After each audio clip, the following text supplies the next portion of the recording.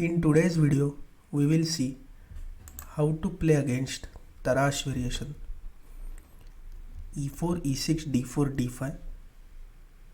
So when white plays knight d2, it's called as Tarrasch variation. So here white have four main choices. One is knight d2, second is knight c3, third is e5, and fourth is e takes d5. We have already seen e5 advanced variation. You can check that video. You will find link in description.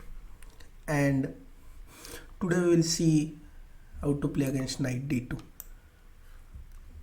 So here black can play knight f6 or d into e4 or c5. I played all three variations in many games. So after knight d2, I will suggest you to play d into e4 because it's very simple opening and easy to play. Black doesn't have to remember much theory. So after d into e4, and even the benefit of d into e4 is that you can play against knight c3 and knight d2. So for both variations you don't have to prepare separately. You can play d into e4. So d into e4, knight into e4, and now here the main options are knight d7 and bishop d7. So I am suggesting bishop d7. The main plan of bishop d7 is to just develop this bishop to c6, and then we will exchange this bishop with one of these knights, and we will develop this knight to d7, this knight to f6, and play c6 and simply do short castle and keep our position very solid. So after bishop d7, knight f3 is obvious move, bishop c6, bishop d3, and we will play knight d7 because now the clear threat is to play move like knight e5. Okay, not immediately because d4 is hanging, but c3 and knight e5. So we will play knight d7, then short castle and knight f6. So here is a small trap. I will show you. If white takes knight into f6, then we will capture with queen, not with knight or pawn, because if we capture with knight, then white can play knight e5 immediately, or maybe after c3 knight e5. So we will capture with queen takes f6, and the main point is what if bishop g5. So after bishop g5 we will play bishop into f3. Obviously after queen into f3, then we will take queen into g5 and wear a piece up. Or similar case, if white took bishop into f6, we will take white's queen and we are a piece up. But here white has one move, queen d2, and now we can simply play queen into d4. So imagine if white's pawn is on c3, then we cannot play queen into d4 and our queen is simply trapped. So just remember this trap from both sides. Okay, so let's go to main variation. After knight gf6, white has one more option, rook e1.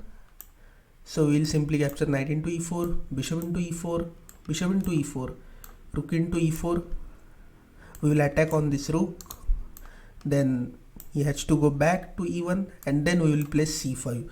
So now white don't have his light square bishop, and black also exchanged his weak bishop with white's comparatively strong bishop. So black is quite happy with this position, and we can play this position by playing c into d4, queen d7, rook d8, bishop c5, and black is very comfortable.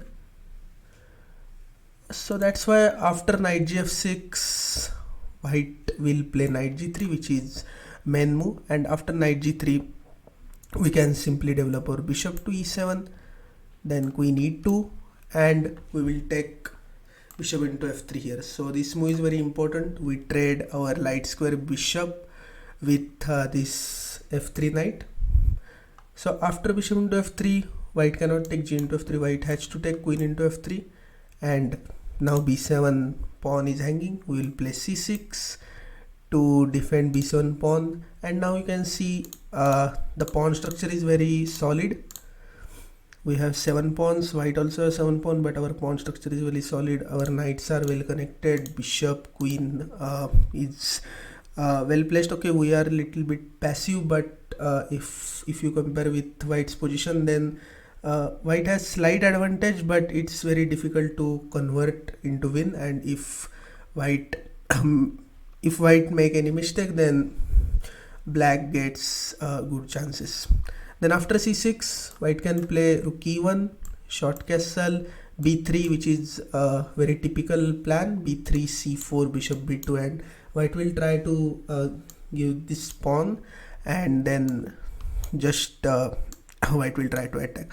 But don't worry, this will not happen in most of the cases, because the d5 move is very risky to play, and after you can take simply c into d5, c into d5, and you are just pawn up. In most of the cases the attack is not sufficient to convert into advantage.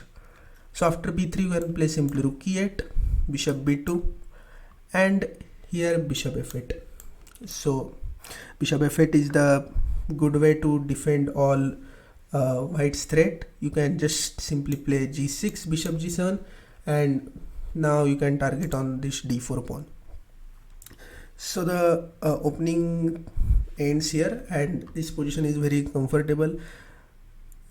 Your plan is very simple: to play g6, bishop g7, develop your knight to b6, d5, and just you can develop all your pieces. Again, the position is very simple to play. It's very important to not complicate the game, especially if you are playing against higher rated. You can play very simply, and the position is already equal. If you are playing against lower rated, then also the position is very comfortable. You can wait for opponent's mistake and try to develop your pieces and try to get some little advantage. So that's it for today's video. If you like this video, then do hit like and press that subscribe button and comment below. If you want some more videos from me, then you can suggest me good topics. I will definitely make videos on that topics. Thank you for watching. See you in next video.